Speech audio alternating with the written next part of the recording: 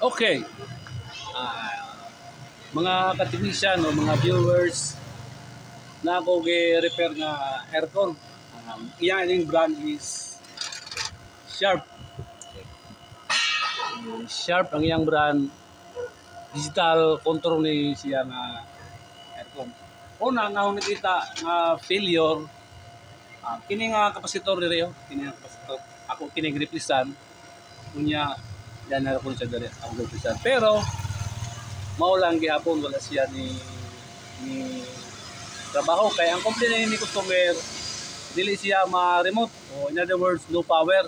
So ang din ako otro gi-diagnose. So the final is kini ang problema kini ang transformer.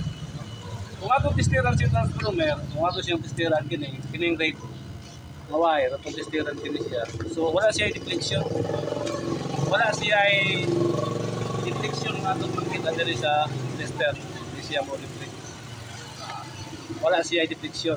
Kung ato siyang i-range o X1 or X10, wala siya. Pero ang kining white nga siya deflection, so meaning kiri lang ang iya lang input voltage, ang output okay siya, okay ang iyang transformer. Okay, so latest kini nga version nga refrigerant kay ang iya ning refrigerant is R22. Okay, okay, kung ini queries, ini question regarding ani na mga unit, pwede lang ko mangungutan ano. Okay, nagrana na kini siya karon, nag-andar na kini kay gani na siya ko tubig na nagtubig na kini siya ang diha niya, medyo na ni siya hising no, nagran. Okay, ato kining gireplacean o bagko nga transformer kini siya ato kining gireplacean. Ay ang iyang original is kini, mga kini ang original. Okay, so ina na lang siguro mga nakita karon kung mga technician diha nag-practice diha, pwede kini basta kung no power posible no, posible nga ang iyang failure is si transformer no kadto. So basin no, inyo lang testeran o yan in the parts basta mga digital control. Okay, kay ako ginigireplacean kini na kapasitor pero wala no, wala siya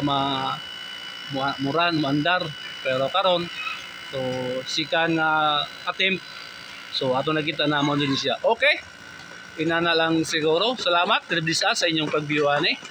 Salamat sa mga pag-view. So any queries regarding ani sa mga atong mga aircon, so pwede ka mo comment down mga sir.